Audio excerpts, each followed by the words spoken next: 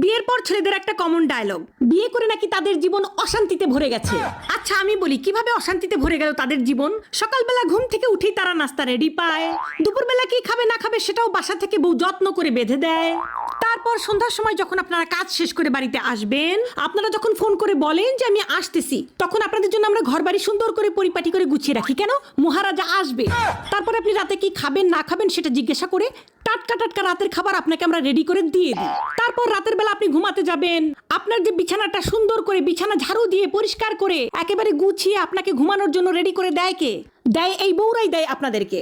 জীবন অশান্তিতে ভরে যায় না? কার জীবন অশান্তিতে ভরে যায়? তারপর বিয়ের কিছুদিন যেতে না যেতেই দিয়ে দেন পেটে একটা বাচ্চা। এই বাচ্চাটা নিয়ে আমাদের কত কষ্ট হয় আপনারা জানেন? সেই বাচ্চা পেটের মধ্যে 9 মাস কে পালে? আপনি পালেন? আপনারা তো খুব ফুর্তিতে বাচ্চাটা দিয়ে দিয়েছেন, কিন্তু সেই বাচ্চা আমরা পেটের মধ্যে 9 মাস পালি। পেলে সেই বাচ্চাটাকে ছোট থেকে বড় করি আমরা।